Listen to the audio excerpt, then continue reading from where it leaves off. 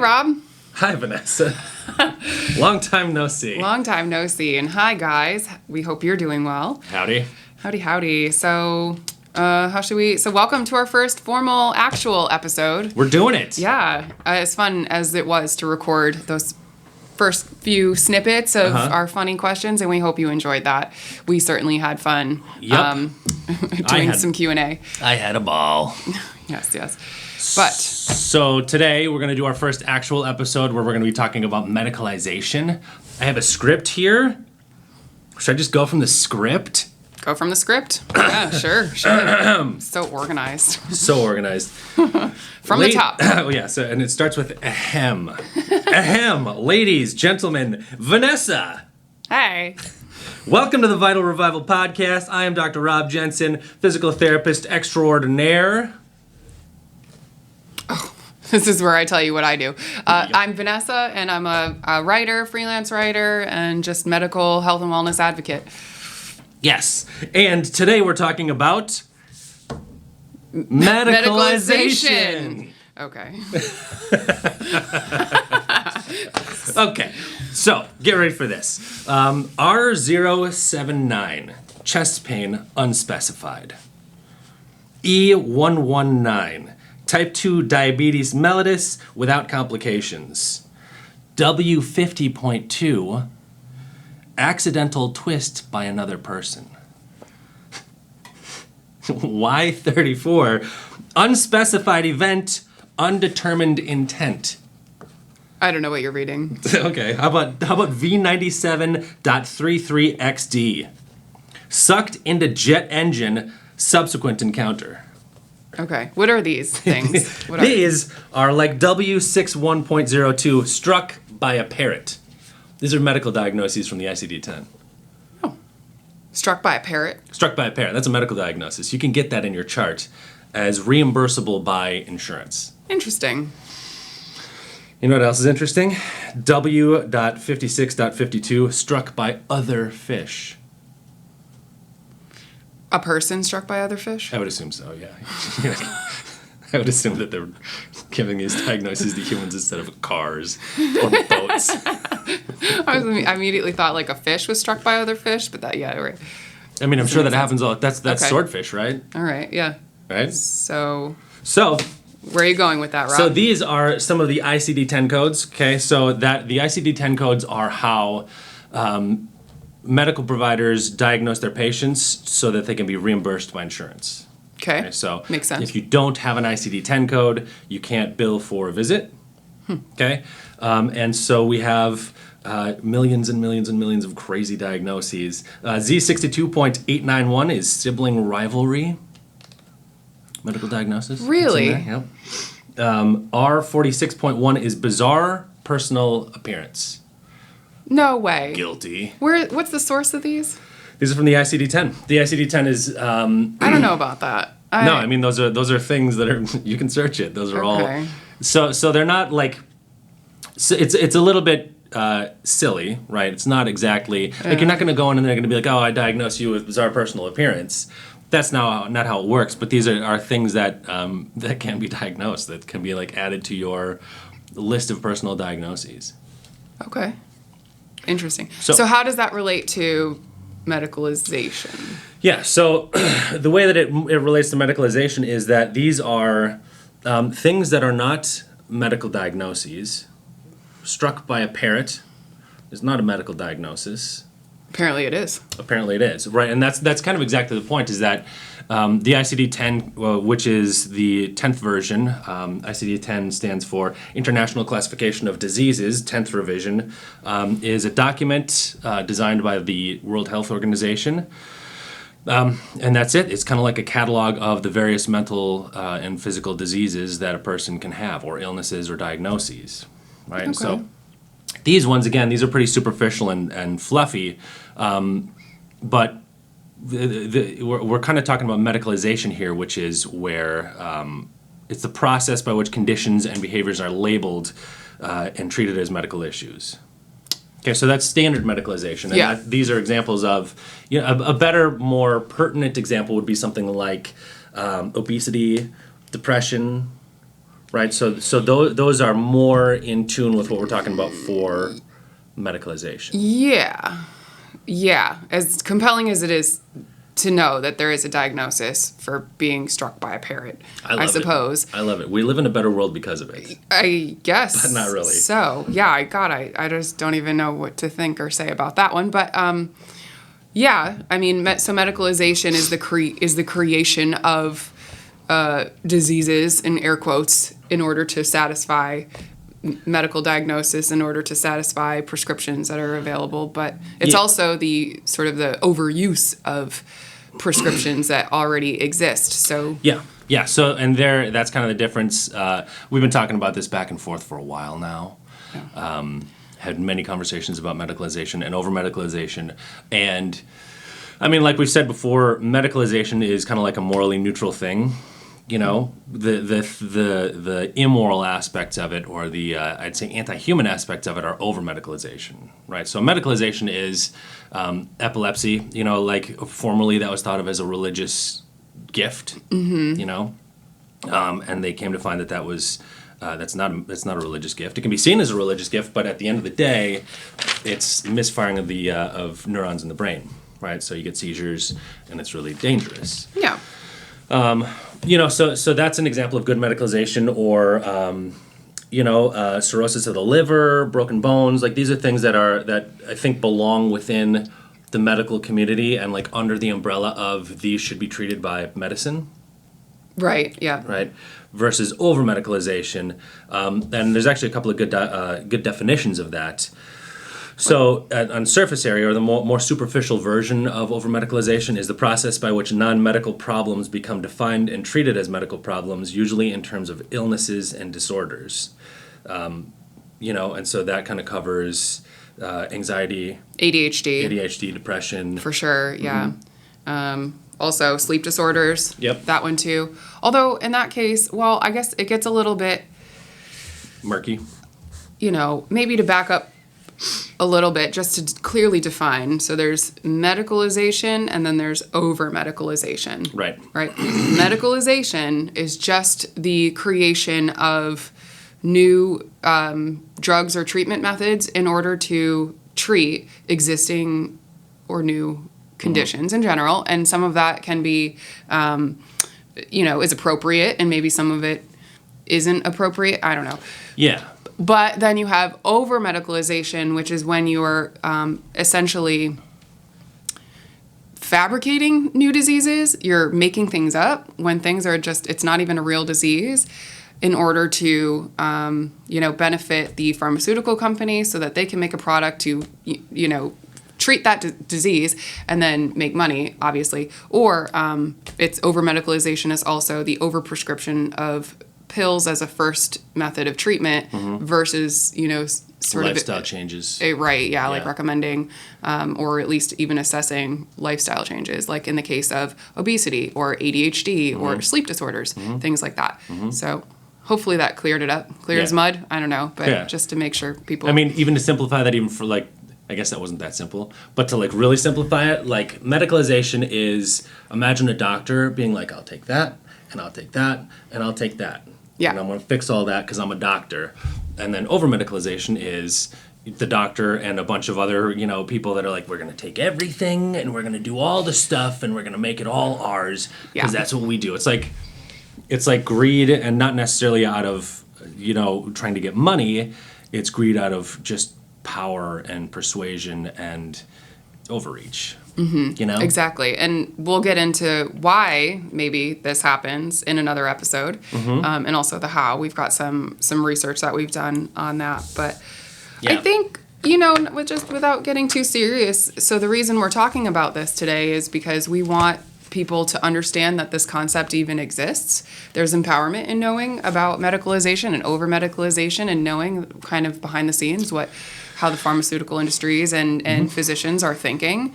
If you've ever gone to a doctor, didn't we have a conversation with someone just last night? Like, if you've ever gone to a doctor with some kind of a problem, how often is it that the first thing that they recommend isn't a pill or a prescription of some kind? Yeah. That is a very, standard issue. in your daily life, a method, not a method, but an example of medicalization that most of us experience. But also, like, I think it's important for this kind of conversation to make sure that we're not, like, throwing shade at physicians. Yeah. Because, I mean, like, I've worked in hospitals, I've worked with so many physicians, and most people that go into medicine do it because they have altruistic motives.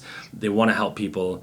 And I think what happens is you approach that from kind of an idealized stance. Yeah. And then once you get in the trenches, you realize that it's not, you don't have the time or the resources or the support to take care of your patients and people the way that you thought you were going to be able to do. You know? So doctors don't have time to do anything besides prescribe you pills. That's why they prescribe you pills first, essentially. Yeah, they have 4 to 7 minutes with each patient. Yeah. They got a nursing staff that's just barely hanging on by a thread. A lot of their education, I think, from what I understand, from what I've read, is focuses on pharmaceuticals rather than musculoskeletal health and lifestyle interventions and psychology. Yeah.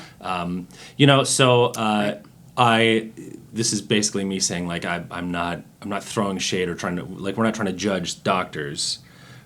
It's the system that's busted, and we're all participants. And I think that's also why, again, I've said this before, but I think that's why physicians have such a high suicide rate, is because it's just like they know that they're kind of like unwitting participants in this, like, crazy machine. They're little spawns, kind of. Yeah, and they're. I'm sorry that I just called physicians spawns, but.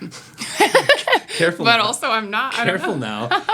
No, but it's like they're trapped, because, like, if you're a physician and you spent decades of your life getting educated to be this thing, and then you get dropped into the thick of things, and you're like, you have no time to take care of patients, and the time that you do have is spent documenting and getting yelled at by patients and dealing with your nursing staff and whatever it is. Mm-hmm. That's gonna burn you out so fast, and so. I just sympathize with them, like, most of them they're good people and they're really trying to do their best. It's just, this medical system is kind of pardon my French, but a crap show. Mm-hmm.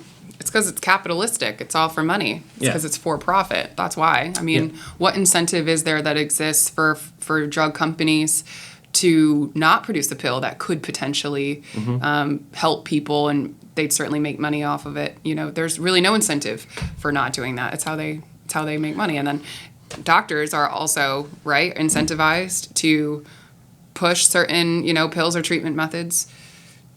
Yeah, well, that's actually why. So, I mean, some of those drug companies get in so much trouble, and they have to settle. There was like $13 billion, $9 billion settlement, just a huge settlement in like 2013, because the pharmaceutical company, I'll leave its name unmentioned, but they were caught basically bribing doctors to prescribe their medications and lying about side effects of their medications. And that's the thing that's on the books. That's the thing that we know happened, and yet still somehow this pharmaceutical company still has this kind of massive role in modern healthcare. It's dangerous. It is. It's dangerous, and it's not beyond dangerous.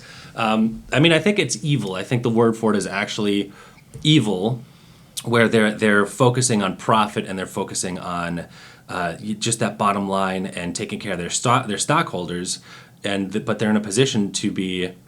They're supposed to be selling medicine. They're supposed to be, and medicine is a thing that's supposed to help people get healthier. And they're like, screw all that. Well, just give us the money. Yeah, I agree. And fun fact, did you guys know that the FDA actually does not, in some cases, have to approve certain medications in order for them to be released and distributed to the market? So some of the things you see commercials for may or may not be FDA approved, which, however much weight you put in an FDA approval, that's to everyone's discretion, but just to say. I don't put much in the FDA. Yeah, I don't know how much. Yeah. I have a fun fact. What's up with garden gnomes? What? What's up with garden gnomes? Yes. They're the best. Really? They're the best? I don't know. Yeah, I haven't seen a garden gnome in a minute. Why, do you have some garden gnomes at home? I just know that you're Norwegian, and that's like got it. No, garden gnomes are a Norwegian thing, are they? More like trolls.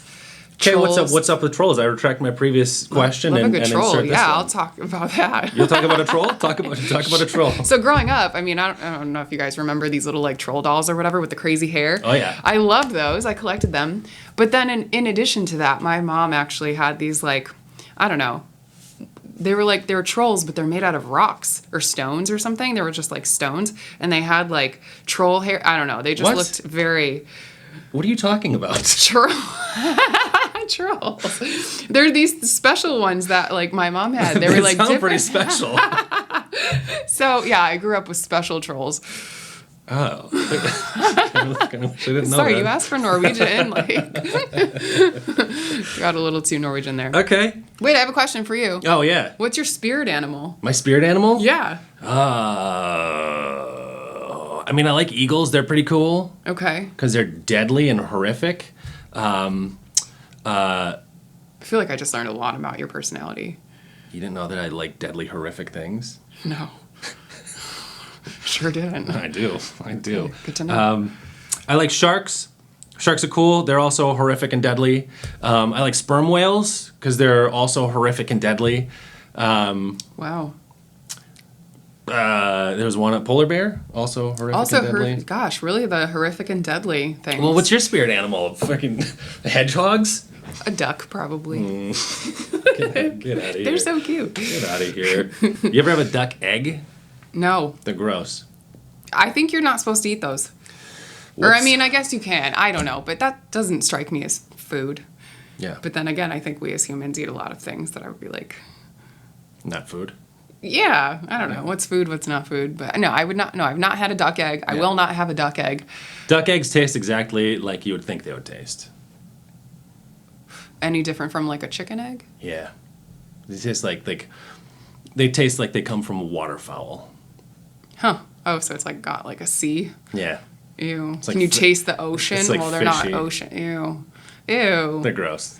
It's real gross. Okay. My sister and her husband and their mountain of kids, they used to have a bunch of ducks. I think they killed them all because ducks are also, pardon my French, assholes. Ducks are? Yeah, they like rip each other's tails out and like they're mean. I think it depends on the duck. Let's not generalize all the ducks here. Not be racist against ducks. Yeah, not all ducks are horrific and deadly. Not all ducks. All right, yeah, fair enough. All right, I have another question for you, though. Mm-hmm. If a pill could give you one superpower, what superpower would you like a pill Telekinesis. to give you? Telekinesis. Wow, is that mind reading? What's telekinesis? No, telekinesis is where you can move objects with your mind. Oh, that's cool. It's the best power. Because you can do it. You can do anything with it. You know, you can like take a handful of watches and throw them up in the air and like turn them into like spin them around you. You can lift yourself up and fly. You can like mush somebody's head. Imagine if you had telekinesis as your spirit animal. So like if you were a sperm whale with telekinesis. A telekinetic sperm whale? Yeah. Oh my God. Too powerful. Too deadly. What would you do with that power? You take all the fish and just like make them swirl up into like a little, what's that? A water spout? A little water tornado? Uh-huh. Just a fish coming from the sperm whale? I don't know if that's what I would do if I was a sperm whale. I think first thing I would do if I was a sperm whale and I had telekinesis, first thing I would do is I'd get out of the fucking oneocean. Where would you go? A couch. I'd make a big couch and I'd just... I'd watch 10,000 Leagues Beyond the Sea or whatever. Yeah. That's funny. Yeah, I'd do something like that. Okay. What would you do? If you had a magic pill from... And I was my spirit animal? Pfizer. Oh, from Pfizer. That could give you a superpower. Oh my God. Would you take it? And what would that superpower be? Yeah, I would. And my superpower would probably be... That's a good question. You know, contrary to what I said in a previous episode where I actually admitted I had a problem with heights, my superpower would be flying, which is very contradictory of me, but sometimes I'm contradictory. I mean, if you can fly, you don't have to be afraid of falling. Right. And that's why people are afraid of heights. That's right. You know, and I probably wouldn't be afraid of heights if I could fly. So because this is a fact most people don't know. It's not the fall that kills you.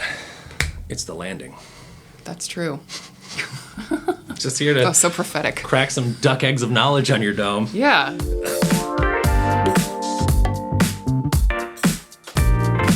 Just kind of reining things back in. One of the major problems that I have with medicalization. Actually, hold on. I thought I had to burp. We can edit that. We can edit that out. I'll edit that out. I'm not going to edit that out. It happens. Don't medicalize my belching. Oh God, we're so authentic. Which is a rare thing for me indeed. Okay, Dr. Rob, everybody. That's right. You get what you pay for. Okay, so what I don't like about medicalization, what really kind of drives me up the wall. What really do you not like about it? Okay. Slow down there, Sparky. It's that it encourages people to be passive about their health. You know, like if you're told by Dr. Fatima Cody Stanford that obesity is a genetic disorder and it's a brain disorder, and you have no say in whether or not you're going to be obese, then you're going to approach things from where you're like, well, I can't do anything about it, so what am I going to do? And you're just going to listen to what she says, which is, of course, get medication. Right. And medications it's a passive intervention. Yeah. You know, and it's if you want to survive, you can survive on passive interventions. But if you want to thrive, if you want to live like a really good, high quality life, you have to be active about it. If you don't want to be dependent on medication, you have to enact actual lifestyle and habit change. You have to change your life yourself, and that means your diet, your exercise, the relationships that you hold, your viewpoints, your mindset, your everything. You have to go back and maybe even examine any kind of childhood trauma that you haven't sorted through yet, or you have to do some really deep inner work. I mean, there's a lot, but anyway, all that, if you want to thrive and not just stay alive, that's what really is needed, but that's not what's encouraged. Yeah. And this is also part of the reason that strikes so close to my heart is that you see that same sort of phenomenon in physical therapy and injury rehabilitation. There's tons of value to be had in passive interventions, which are massage, chiropractic, needling, manual therapy, joint manipulations, whatever. Like those are still valuable. But again, if you really do want to get better, if you want your pain to decrease in a good, consistent, constant way, if you want to get stronger, if you want to rehabilitate an injury, that's work. And that's nobody can do that work for you. Yeah. In the same way that if you are obese or if you have depression, ADHD, these are things that also require a tremendous amount of work to really get over, to manage, to deal with. Well, I mean, ADHD, I don't know, because that's a neurological. I don't know if you can work. Can you work out of ADHD? I don't know. That's a question. I'm not sure. I don't know the answer to that. Yeah, I mean, okay, that might be. And maybe that one's not the greatest example. But hold on. Additional thought there, though. However, that is an example I do feel is, many people have undiagnosed ADHD, maybe even me. I don't know. And you can work with that. You can learn better time management strategies, focus strategies, behavior changes. You can manage that. If that's something that you have, that does not need to be something that needs to be treated with a pill necessarily. Yeah. Unless it's an extreme case, of course, but but also on the whole, but the medication does. If we're talking about whatever it is, obesity, depression, the medication does have a role there, especially if you're, teetering on the bleeding edge of sanity, for sure, those medications, they can be really helpful to get your toe in the door and help you start doing the work. Yeah. Agreed. That's, and we're also not physicians. So what we're saying here, if you're on a medication, this is not, you listen to your physician about that. Don't. Absolutely. This is for entertainment purposes only. Yep. This is casual rhetoric here. We're just chatting. Yeah, we're just chopping it up. But it is, as a dude that's been depressed, I think I've been depressed for my entire life. I know what that pattern is. I've never taken any of the medications. Maybe I should have. But the pattern there is when I fail to live up to my own standards, when I tell lies to myself and the people that surround me, when I live in a way that's that's dissonant with who I am and who I want to be, your core self. That makes me depressed, right? And when I do things that I know I'm supposed to be doing, wake up early, go to the gym, eat right, don't drink so much. That makes me forget that I have been dealing with depression. It clears the smoke. Yeah. And there's no pill that's going to do that for you, and that's kind of the problem. You can't. The medications have a role, but they're not the solution necessarily. Yeah. And again, for some people, I'm sure they are. There's going to be plenty of people that have taken medication and they're like, that fixed my problem, and that's good, But Absolutely. I think that's the exception, not the rule. Yeah. So what should we? I mean, what's the takeaway? I guess like what, as far as like medicalization goes, like what do we? Just like thinking out loud. How do we fix it? Yeah, not how do we fix it, but what do we want like viewers to kind of know about medicalization other than just knowing about it, knowing the definition of it, what it means, how it's applied, etc. But like, just like be conscientious, like not even conscientious, but be alert. Yeah. And advocate for yourself. Mm-hmm. And I would say, take responsibility for your health. Yeah. Don't just because, it's what everyone else is doing or it's what the doctor prescribes, or not to undermine there, but just there's, in most cases, nearly like dozens of other healthy strategies to deal with a lot of things. Yeah. So, advocate for yourself. And it's like, if something doesn't feel right, or if you're not comfortable taking a new medication that's going to cause you XYZ side effects, get a second opinion. Or definitely evaluate all other options. Yeah. You're empowered to be in charge of your own health and your own health care. Mm-hmm. I think that's like the biggest message I at least wanted to get out there with this first episode on medicalization. Yeah, I would also say, just to kind of add mass behind that, it's like nobody's coming to save you. Like your doctor's they're not gonna fix you.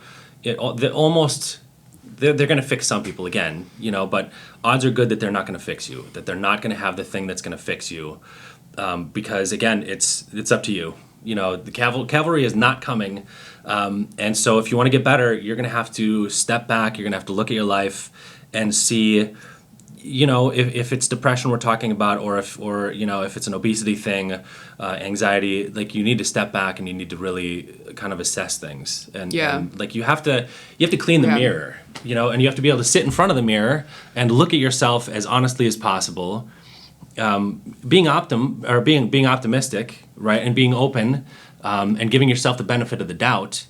But you have to clean off that mirror, get it as clean as possible, and just stare at yourself and be like, okay, here's the things that I need to be working on. Here's the things that are not working for me. Mm-hmm. And I think also, as a dude that's done a fair amount of therapy, that's a thing that I think everybody should look into. Yeah. Have a counselor, have somebody that is practiced and experienced in helping people kind of find themselves and fix themselves from the inside out. Mm-hmm. It's an internal locus of control is what it is. And that's again why I hate medicalization, because these medical groups, I'm not going to say doctors, because it's not just Western medicine in general. It relinquishes the power from yourself and knowing your own body and your own needs and having that ultimate clarity and being your own guide in that way, and it relinquishes that power and gives it to them, and now they are the ones saying, I know your problem, and this is how you fix it, and you should listen to me, and this is what to do. Yeah. And it's almost like imperative that we reverse that and give the power back to you guys, like to the people, to us. It's power to the people. Power to the people. It's not about them having the power. But that is what it is, though. Like power to the people. And here's a great example. Actually, first I have to ask you a question. Okay. Where is it? I love these questions. So I don't think I asked you this last time. Oh boy. There are some people that say birds aren't real. What? So I must ask you, Vanessa, aren't they? Of course birds are real. You sure about that? Yeah. You sure? I have 2 in my house right now. How do you know that they're real? I mean, I guess I could be hallucinating. I probably need a pill. I don't know. Could they be cybernetic? The government is doing that. What? And not to get too far in the bushes here with the conspiracy theories, but yeah, they have bird-shaped drones. This is a thing they've been working on for a long time. There's actually I think it's called like necrotech, or maybe that's just the word that I used for it. But they're using dead spiders as like manipulators. So they take a dead spider, a big honkin' wolf spider, and they attach it to a little arm with electrodes, and then they put it on, like, we'll say an M&M, and then they activate it, and it picks up the M&M, They activate the dead spider and to pick up the M&M. That's disgusting. That's really bizarre. That's the most bizarre thing I've heard in a long time. Coming to an apartment complex near you soon. Oh my God. Gross. Yeah, pretty gross. Okay, so here we go we were talking about external locus of control and the experts. Yeah. And on that topic, real quick, it's a fallacy, right? Appeal to authority is what that's called. Appeal to authority. It's an appeal to authority where you're like, well, this person's a doctor, therefore they know best, right? Because they're an expert, they're an authority in the field, and it's a logical fallacy, right? Because name one famous evil doctor. This is not going as well as I thought it was going to go. You could have said Dr. Is Frankenstein. that common knowledge? Oh. Yeah, that would have worked. Oh, sorry. I was hoping you weren't going to go like Dr. Mengele. Well, I was thinking of like any of those. I'm not going to go there. Okay. Yeah. Dr. Frankenstein? But the ones that you weren't going to go there, yeah, that's a great example of an appeal to authority because they're also doctors, right? These evil mad scientist doctors. Guess so. And by the logic of an appeal to authority, well, they know what's best. Yeah. Yeah. So, but with that having been said, okay, so there was January 1st, 2023, on 60 Minutes, they interviewed Dr. Fatima Cody Stanford. Oh, yeah. Tell me about this. Yeah, because I talked about it a little bit last night, but I didn't give you any of the deets. So she works at Boston Mass General. She is an obesity expert. And so during the interview, she's sitting across from Leslie Stahl. And so Leslie asks, the whole segment is about weight loss, right? And obesity, it's about the obesity epidemic. What about it? Like, just that it happened and why? No, it's about the fix. It's about the proposed fix. So Leslie Stahl asks her, she says, well, if you diet, you're going to lose weight, right? Which, I'll let you answer that. If you diet, do you think you're probably going to lose weight? I don't know. I feel like sometimes yes and sometimes no. I don't know. Sure. And it's not guaranteed to work. Yeah. But I don't know. It's a standard, it's part of the fix. It's one method for sure. I mean, certainly if there's no harm in dieting, you won't gain weight by dieting. Unless you do something crazy. Yeah, I guess. What if you have the Depends on what your diet is. What if you have the chocolate pudding diet? Oh my God. Yeah, or just Cheesecake like a poor diet. Yeah, define dieting. I don't know. Yeah. But so I guess for her, that depends. For Leslie Stahl, I think what she was getting at is if you take a weight loss diet, calorie restriction. Okay, so if like you portion control, stuff like that. Yeah, if you restrict your calories, you're going to lose weight, typically. Almost everybody. Isn't there a thing, though? And I don't know for sure. Uh-oh. Don't quote me. But isn't it something, though, that like at first or something, help me, but your body... If at first you don't succeed, try again? Yes, exactly. No, your body, like if you're restricting your calories and it thinks it's starving, it'll actually hold on to the fat that it has. Yeah, so, and that's it's interesting that you bring that up because that is kind of what Dr. Fatima is talking about when she starts talking her mess. I think it's called set point theory. Yeah, set point theory, which is, it's a theory that theorizes that there is a biological control method in humans that actively regulates weight towards a predetermined set weight for each individual. Okay. Right. So a predetermined set weight. Which would a predetermined set weight ever be? Obesity, an obese weight. That's her suggestion. She thinks it is. She says a predetermined set weight may be an obese weight. Yeah. So then Leslie Stahl says, hey, the number one cause of, or she says, if you diet, you lose weight, right? Dr. Stanford says, no, the number one cause of obesity is genetics. The number one cause of obesity is genetics. She goes on and she says that means if you're born with parents that have obesity, if you notice the language there, they have obesity. They're not obese. They have this disease, right? So this is a medicalization. This is how medicalizers speak. They say, you're not obese, you're not depressed, you have depression. Is that even true? Is obesity, and I'm just speaking, I'm wondering, is obesity really a disease or a condition that someone can be born with or have? It's considered a disease. But is it? Yeah. Is it one? No. There's disease processes that are associated with it, and also it's I just don't know. It's classified in the ICD-10 and by experts like this lady as a disease. They talk about it like a disease. So the medical establishment would say that it is a disease, but a disease is like a thing that you don't really get much of a say in. Yeah, if you have a disease, there's nothing you can do. And that's why this interview with this Dr. Stanford is so. I mean, I would say it's reprehensible what she's saying here. I think it's maybe she's not doing it out of. I think she is though. Let me read more. Okay. So she says that if you're born to parents that have obesity, you have a 50% to 85% likelihood of having the disease yourself, right? Again, talking about it like a disease. She says, even with optimal diet, exercise, sleep management, and stress management, that you're still going to be obese. You have a 50 to 80%. She said that. She says that. Wow. I couldn't wholeheartedly disagree with that more. Yeah. So what she's saying is that obesity is all nature. That there's nothing you can do about it. Nurture. If you got it, there's nothing you can do. Yeah. She's saying even if you're the most dialed in person in the entire world, there's almost nothing you can do about it. Wow. Right? So she's saying it's all nature, has nothing to do with nurture, nothing to do with lifestyle, nothing to do disregards epigenetics and the science being done there entirely, which is, for those who don't know, epigenetics is how your lifestyle and the environment that you're around influences your body, your physical health, your mental health. Yeah, and how it activates or deactivates certain genetic and Yeah, it's the expression of your DNA. genes. Yeah. So maybe it's that going off, well, because like if the obesity gene, maybe that is true. Maybe, I don't know, but I mean, for sure, there's a genetic component to obesity, yeah. and for sure you can try. Like, if you're obese, I don't think it's and you have parents that are obese, you're gonna have the same genes as them anyway, right? Right. It's more like a predisposition.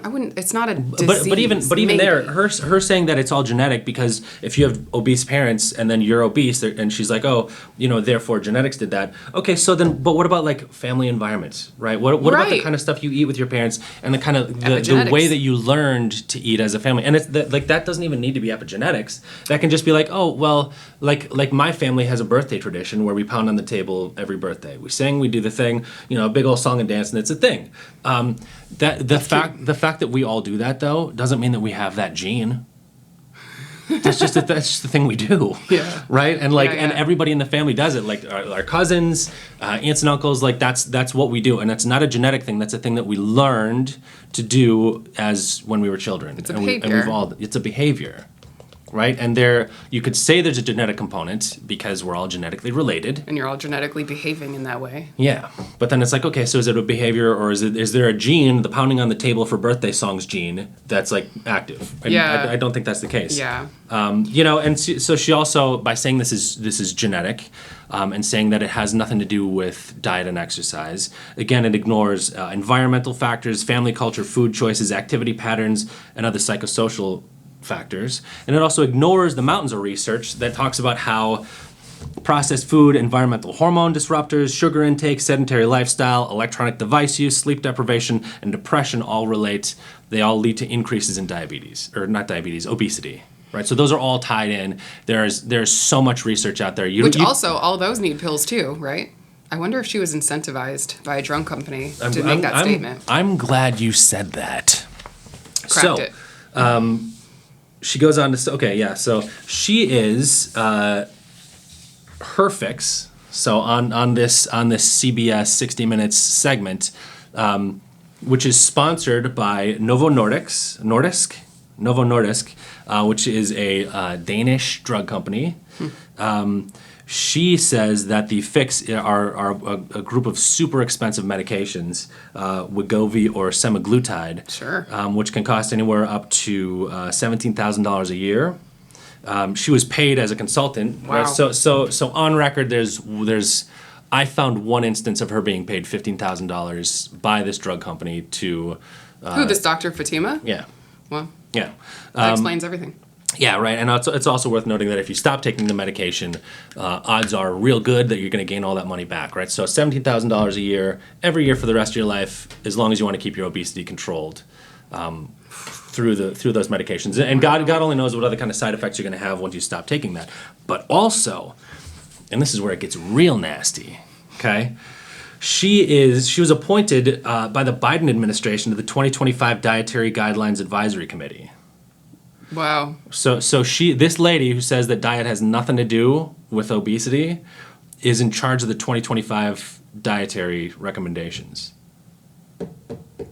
Your diet doesn't matter, and she's in charge. She's on that advisory board. So what does that mean? We're going to be seeing a lot more commercials for weight loss pills. Yeah, I think what it means is I think that it means more and more, folks, that the experts that are not. I hate saying this, but they're not to be trusted. You just have to trust yourself. There are trustworthy experts. Well, I think you just have to like really learn how to. Pardon me. How to you gotta get your bullshit detectors up and running. Yeah. You know, like you really got to screen these people, and you got to pay attention, because if you're not paying attention to these people, like if you're just like, oh, you know, it's coming from the where was that thing? What was it called? The Nordics. Yeah. Well, if you're like, oh, it's the 2025 Dietary Guidelines Advisory Committee, it's got to be good. Yeah. No, because it was in 1991 they came out with the food pyramid. And the bottom line, like the most thing that you should consume, according to 1991, is bread, starch, rice. Was it really? Noodle, yeah, pasta. Gosh. Right, and that's ostensibly that's when. Well, then no wonder we have an obesity epidemic. Yeah, it's because the food pyramid way back, however many years ago, told everybody that was the most nourishing thing to put in your body. Yeah, you know what else is crazy though? What? So I asked my dog what 2 minus 2 was. He said nothing.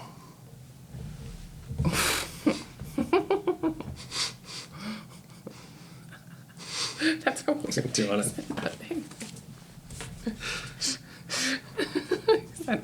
He said nothing. That's great. It's true though. It's a random. Okay. There was one other. I think there was one other thing I wanted to say about all this. I don't know if it needs to be said. Again, they're kind of tying it back together again. Which we've already tied it back. I think you did a great job at about minute 31 of tying it all back together. And then I had to talk about Dr. Fatima Cody Stanford, which is good information. But again, we're kind of talking about, I'm talking about corruption in the government and like all these other crazy things. And those are all verifiable. Like that's the thing that was on TV, sponsored by these companies. But again, this is what you get with over-medicalization, right? Over-medicalization, what it seems to do is it seems to expand the market for medical... Making more money. Yeah, medical capitalism. Yeah. And like capitalism is also, it's not like, I don't think we'd be unwise to throw the baby out with the bathwater. Capitalism is one of the ways that a lot of people, like we kind of raised the living standard for a lot of people. Some people got it raised too far and made, millions and billions of dollars, and now we have these people that are in control of society, and they don't really seem to like us that much or care for us that much. But it's this medicalization is dangerous. Yeah. I feel like on the whole, mostly, it's a little bit sinister. There are some. I did read like one example where, or not an example, but in some cases, we were talking about this the other day, that certain conditions exist with people, like maybe there's a large body of people that are reporting having the same symptoms or the same concerns or whatever. And in those cases, like the FDA will work with drug manufacturers to create something just to sort of help those people. And from that partnership and from those scenarios, good medicines have been created and have helped many people. So it's not always just like the manufacturing of disease. These pharmaceutical drug companies are just creating diseases out of thin air in order to like have somewhere to put their pills towards. A lot of times they are partnering with like, the FDA, and it's because they're listening to these repeated concerns and complaints from us, from people, from us going to the doctor. Or at least I hope. But, there is a collaboration there that seems to be beneficial in many, many times too. Yeah. So just to kind of like shed some light on the positive there, but ultimately I do feel it more often than not. The overprescription of pills and then the sort of over diagnosis and over definition of medical diseases, things that could most assuredly be treated in healthy ways, or at least as a first measure of treatment, not as something as a last resort, is just... Yeah, I mean, it's like a medicalized society, because like again, like the fixes that we're talking about for all these things, like medication's great, but these are things that are almost like a systemic societal thing. You know, like a lot of them tie into the same, like they're all growing out of the same kind of soil, which is, you know, inactivity and people spending too much time isolated on their phones, too much crazy food. Yeah. I think I read something that like 70% of the American diet is processed food. I believe that. And like the fix for that isn't a pill. It's not like, oh, you know, take this medication that makes it feel like you're not eating garbage. Like it's stuff in the garbage. Change your life, yeah. I also think it's really, I had this thought the other day. Uh-oh. I know. Uh-oh. Yeah, so many, like, I feel like I've read so many articles lately with people saying that they have ADD and ADHD and just in general focus and attention problems, and I think maybe some of that could be a result of many more of us working from home now and having to adjust the way that we work, and so we can't concentrate because maybe people are working from home and they've got kids and they've got their spouse or they've got other things that they're distracted by. Mm-hmm. I get it. Mm-hmm. But at the same time, we have like the highest rates of people their screen time use. Yeah. People on their phones constantly, people on social media constantly, people on TikTok, you know, it's like that's a huge, you know, epidemic in and of itself. How do the two even like coexist is my question there. How can you have so many people claiming to have a problem focusing and yet they have no problem spending and focusing hours a day on their phone? Yeah. And on TikTok? I mean, that requires focus, doesn't it? I think it's unfocused. It's selective focus. Yeah, I think it's like an unfocused focus. And it's also like an addictive behavior. And it's also probably contributing to the lack of their ability to focus on anything not on screen. Of anything of substance. Because I mean, the things that I mean, I'm on my phone all the time. Yeah. And I'm not on there like reading research articles and, you know. Yeah, I'm right. I'm looking at stupid stuff Reels. On social media. Yeah. Yeah, it's true. I don't know, but I was just thinking about that. So it's like you have all these people maybe on medication for ADD and ADHD and focus problems, but their behavior remains unchanged and they're still probably engaging in the things that are contributing to them having a lack of focus and ability in the first place, is where I'm arriving with that. You know what we should do? What? We should take a short break, and then I have an idea for a challenge for our listeners and for us. Oh, boy. Okay. Let's do it. We'll be back after the break, folks. Okay.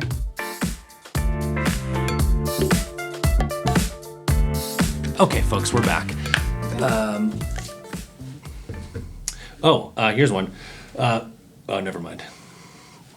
I was going to tell you a time-traveling joke. Or let me try that again. Okay. I was going to tell you a time-traveling joke, but you hated it. What? I don't even get it. You were going to tell me a time-traveling joke, but you hated it? But you hated it. Oh, I get it. It's okay? Yeah, that was good. It took me a minute, sorry. I was buffering. Sorry. I like that the time-traveling joke was like the longest. The short joke just took forever. I'm gonna travel back in time, get that minute back. God damn. Wait, I have a question for you. Okay. It's a little dark. I love dark. But I want your opinion on this. Uh-oh. Okay, are you ready? Yes. All right. If sparkling skin was a symptom or a side effect of antidepressant medication, would the world be a brighter place? Ugh. I mean, I'd still be as dark as my bloody soul. Yeah. I think that actually, if it was a side effect of antidepressants, I think more people would take them.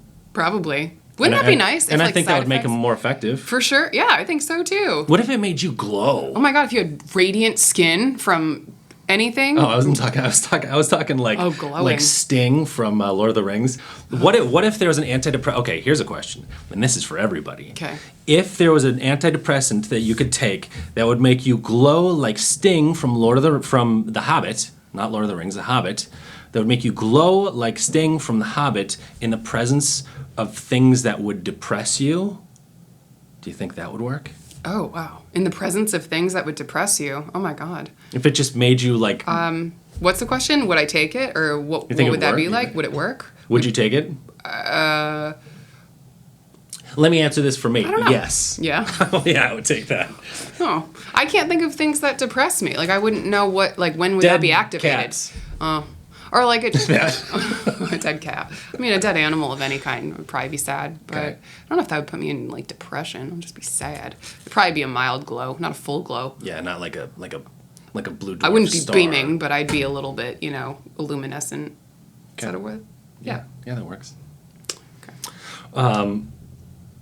I think there was one other question. Oh. Yeah, your big challenge. Well, okay, so the challenge for everybody is this.